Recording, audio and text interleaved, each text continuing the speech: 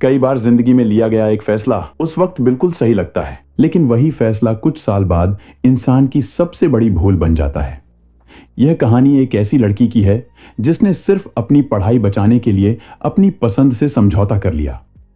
उसे लगा था कि वक्त के साथ सब ठीक हो जाएगा, लेकिन वक्त तो नहीं बदला, बल्कि एक दिन उसके घर वालों के पास हजारों किलोमीटर दूर से एक ऐसी खबर आई जिसने उनकी पूरी दुनिया ही उजाड़ दी।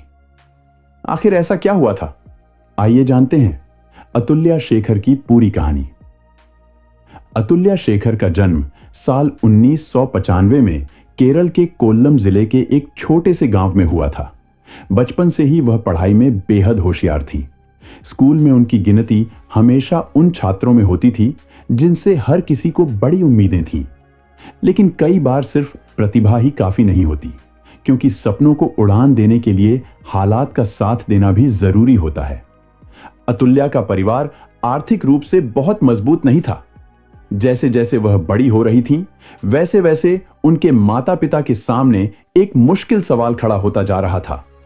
एक तरफ बेटी के सपने थे जो पढ़ लिख कर अपनी अलग पहचान बनाना चाहती थी, और दूसरी तरफ घर की आर्थिक मजबूरियां जो हर गुजरते दिन के साथ और भारी होती जा रही थीं। अक्सर गांवों में ऐसे हालात में सबसे पहले जिस बात की चिंता होने लगती है वह होती है बेटी की शादी। शायद अतुल्या के परिवार ने भी कुछ ऐसा ही सोचा। जब वह महज 16 साल की थीं, तभी पास के ही गांव में रहने वाले सतीश शंकर के साथ उनकी सगाई कर दी गई, जबकि दोनों की उम्र में करीब 10 साल का अंतर था। लेकिन उस समय सबसे बड़ी बात यह थी कि सतीश विदेश में नौकरी करता था, आर्थिक रूप से सक्षम था, ज्यादा दहेज की भी कोई मांग नहीं थी, और उसने यह भरोसा दिलाया था कि अतुल्या की पढ़ाई कभी नहीं रुकेगी। उसने वादा किया था कि सगाई के बाद से ही उनकी पढ़ाई का पूरा खर्च वही उठाएगा। इधर अतुल्या के लिए उनकी पढ़ाई ही सबसे बड़ा सपना थी। वह किसी भी कीमत पर अपनी शिक्षा अधूरी नहीं छोड़ना चाहती थी। उस समय उनके सामने 2 रास्ते थे। पहला, उम्र के इतने बड़े अंतर की वजह से इस रिश्ते को ठुकरा देना और शायद अपनी आगे की पढ़ाई का मौका भी खो देना, और दूसरा, इस रिश्ते के लिए हां कर देना ताकि कम से कम उनकी शिक्षा जारी रह सके। अतुल्या ने दूसरा रास्ता चुना। शायद उन्हें लगा होगा कि अगर शिक्षा बच गई तो बाकी सब कुछ समय के साथ संभल जाएगा।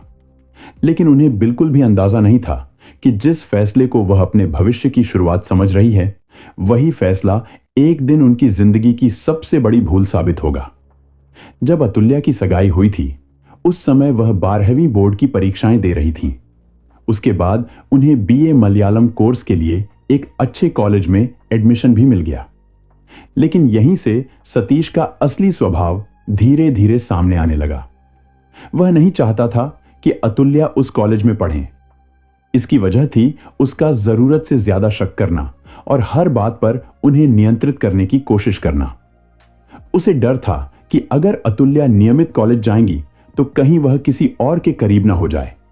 यही कारण था कि उसने खुद उनके लिए एक प्राइवेट कॉलेज चुना, जहां उसके परिचित लोग मौजूद थे और वह उनके जरिए अतुल्या पर नजर रख सकता था। सबसे हैरान करने वाली बात यह थी कि यह सब शादी के बाद नहीं, बल्कि शादी से पहले हो रहा था। उस समय तक दोनों सिर्फ मंगेतर थे। इसके बावजूद सतीश अतुल्या के लगभग हर फैसले में दखल देने लगा था और उनकी जिंदगी को अपनी शर्तों पर चलाना चाहता था। वहीं दूसरी तरफ अतुल्या अपनी पढ़ाई और अपने सपनों को बचाए रखने के लिए यह सब चुपचाप सहती रहीं।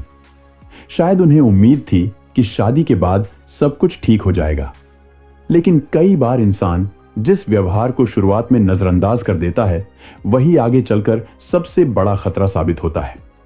खैर, जो भी था, आगे चलकर साल 2014 में अतुल्या और सतीश की शादी हो गई। उस समय अतुल्या अपने ग्रेजुएशन के दूसरे साल में थी। शादी के करीब 1 साल बाद अतुल्या ने अपनी पहली संतान को जन्म दिया। उन्होंने अपनी बेटी का नाम आराध्या रखा। शुरुआत में सब कुछ सामान्य ही था। दोनों की शादीशुदा जिंदगी ठीक ठाक चल रही थी, लेकिन वक्त बीतने के साथ धीरे धीरे इस रिश्ते में दरारें आने लगी। साल 2016 या 2017 के आसपास दोनों के बीच झगड़े बढ़ने लगे। शुरुआत सिर्फ छोटी छोटी बहसों से हुई थी, लेकिन धीरे धीरे मामला मारपीट तक पहुंच गया। अब यह सिर्फ पति पत्नी के बीच होने वाली सामान्य नोकझोंक नहीं रह गई थी। हालात इतने बिगड़ गए कि एक दिन अतुल्या अपनी बेटी को लेकर मजबूरन अपने मायके वापस लौट आईं। इस बार उन्होंने फैसला कर लिया था कि अब वह चुप नहीं रहेंगी। उन्होंने सतीश के खिलाफ पुलिस में शिकायत भी दर्ज कराई, लेकिन कुछ समय बाद उन्होंने वही शिकायत वापस ले ली। दरअसल घरेलू हिंसा के मामलों में अक्सर ऐसा देखा जाता है कि आरोपी माफी मांगता है, अपने व्यवहार को बदलने का भरोसा देता है और रिश्ते को एक और मौका देने की बात करता है। यह भी संभव है कि अतुल्या के साथ कुछ ऐसा ही हुआ हो, और अगर ऐसा हुआ होगा तो शायद उन्होंने यह सोचकर एक और मौका दिया होगा कि इस बार सब कुछ ठीक हो जाएगा। लेकिन एक और वजह भी हो सकती है। अब वह सिर्फ एक पत्नी नहीं थी, बल्कि एक मां भी थी। उनकी गोद में एक छोटी सी बेटी थी जिसकी पूरी दुनिया उसी पर टिकी हुई थी। हो सकता है उन्होंने अपनी बच्ची के भविष्य के बारे में सोचकर यह फैसला लिया हो। शायद उन्हें लगा हो कि अगर यह रिश्ता टूट गया तो अकेले बेटी की परवरिश, उसकी पढ़ाई और घर की सारी जिम्मेदारियां निभाना आसान नहीं होगा। शायद इन्हीं उम्मीदों और मजबूरियों के बीच उन्होंने सतीश को एक और मौका दे दिया और दोबारा उसके साथ रहने लगी। कुछ समय बाद अतुल्या ने अपनी पढ़ाई जारी रखने के लिए मदुरई कामराज यूनिवर्सिटी से डिस्टेंस एजुकेशन का कोर्स ज्वाइन कर लिया, ताकि वह कहीं भी रहकर अपनी शिक्षा पूरी कर सकें। इस कोर्स का भी खर्च सतीश ने ही उठाया था। शायद इसी वजह से अतुल्या को लगा होगा कि उनके रिश्ते में अब धीरे धीरे सुधार आ रहा है, और कम से कम उनकी पढ़ाई को लेकर तो उनका पति उनका साथ दे रहा है। इसी बीच अतुल्या और उनकी बेटी दोनों के पास यूएई का रेजिडेंट वीजा भी बन गया। लेकिन करीब 2 साल पहले दोनों ने मिलकर फैसला किया कि फिलहाल उनकी बेटी केरल में अपने नाना नानी के साथ ही रहेगी, ताकि उसकी पढ़ाई बिना किसी रुकावट के जारी रह सके। इसके बाद साल 2023 में अतुल्या अपने पति के साथ रहने और वहीं नौकरी करने के लिए यूएई चली गईं। उन्हें लगा था कि शायद अब जिंदगी एक नई शुरुआत करने जा रही है, लेकिन उन्हें बिल्कुल भी अंदाजा नहीं था कि जिस देश में वह अपने सपनों को पूरा करने के लिए कदम रख रही है, वहीं उनकी जिंदगी का सबसे दर्दनाक अध्याय उनका इंतजार कर रहा था। सतीश यूएई के शारजाह शहर में रहता था। अतुल्या के लिए एक राहत की बात यह थी कि रिश्ते में लगने वाली उनकी एक बहन भी उसी शहर में रहती थी। अब यूएई पहुंचने के बाद अतुल्या ने भी नौकरी शुरू कर दी थी और धीरे धीरे अपनी जिंदगी को एक नई दिशा देने की कोशिश कर रही थी। इसी बीच जुलाई 2025 में उन्हें एक मॉल में नई नौकरी मिल गई। यह उनके लिए सिर्फ एक नई जॉब नहीं थी, बल्कि एक नई उम्मीद भी थी, क्योंकि संयोग से उस नई नौकरी की शुरुआत से ठीक एक दिन पहले उनका जन्मदिन था। उन्होंने अपना जन्मदिन शारजाह में रहने वाली अपनी बहन के साथ मनाया। तस्वीरों और करीबियों के अनुसार उस दिन वह सामान्य और खुश नजर आ रही थी। शायद उनके मन में भी आने वाले कल को लेकर कई नए सपने रहे होंगे। लेकिन किसे पता था कि जिस अगले दिन से उनकी जिंदगी एक नई शुरुआत करने वाली थी, वही दिन उनकी जिंदगी का आखिरी दिन बन जाएगा। 19 जुलाई 2025 की सुबह, जिस दिन अतुल्या को अपनी नई नौकरी ज्वाइन करनी थी, उसी दिन वह अपने कमरे में मृत अवस्था में मिली। कुछ ही घंटों में यह खबर पूरे परिवार तक पहुंच गई। हजारों किलोमीटर दूर केरल में बैठे उनके परिजनों के पैरों तले मानो जमीन खिसक गई, और उन्हें इस बात पर बिल्कुल भी यकीन नहीं हुआ। उनका साफ कहना था कि उनकी बेटी ऐसा कदम कभी नहीं उठा सकती। उनके मुताबिक अतुल्या अपनी बेटी आराध्या से बेहद प्यार करती थी और वह उसे इस तरह अकेला छोड़कर जाने के बारे में कभी सोच भी नहीं सकती थी। मामले ने उस वक्त नया मोड़ लिया जब अतुल्या के परिवार ने पुलिस को कुछ ऐसे फोटो, ऑडियो और वीडियो सौंपे जिन्हें उन्होंने पहले से संभाल कर रखा था। इन रिकॉर्डिंग्स में सतीश का व्यवहार बेहद आक्रामक दिखाई देता था। कुछ वीडियो में वह अतुल्या के साथ अजीब तरीके से बात करता नजर आता है, तो कुछ में मुस्कुराते हुए दिखाई देता है। लेकिन इन्हीं रिकॉर्डिंग्स के कुछ हिस्सों में वह अतुल्या को डराते धमकाते और उसके साथ मारपीट करता भी दिखाई देता है। जब ये वीडियो सोशल मीडिया पर सामने आए तो लोगों की राय भी 2 हिस्सों में बंट गई। कुछ लोगों का कहना था कि यह पति पत्नी के बीच होने वाला सामान्य मजाक हो सकता है। उनका तर्क था कि कई बार कपल्स बच्चों जैसी आवाज में बात करते हैं और एक दूसरे के साथ हंसी मजाक भी करते हैं। लेकिन दूसरी तरफ बहुत से लोगों ने इन वीडियो को बिल्कुल अलग नजरिए से देखा। उनका कहना था कि अगर यह सिर्फ मजाक होता तो अतुल्या के चेहरे पर इतना डर क्यों दिखाई देता, वह बार बार रोती हुई क्यों नजर आती।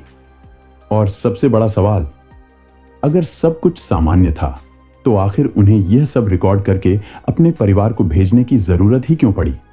यहीं से इस पूरे मामले ने एक गंभीर सवाल खड़ा कर दिया। क्या अतुल्या लगातार हो रही मारपीट और मानसिक प्रताड़ना से टूटकर खुद अपनी जिंदगी खत्म करने पर मजबूर हो गई थी, या फिर उनके साथ कुछ और हुआ था जिसे इस तरह का रूप देने की कोशिश की गई। इसके बाद अतुल्या के परिवार ने सतीश के खिलाफ शिकायत दर्ज कराई। परिवार का आरोप था कि सतीश शराब पीने का आदी था और नशे की हालत में अक्सर अतुल्या के साथ मारपीट करता था।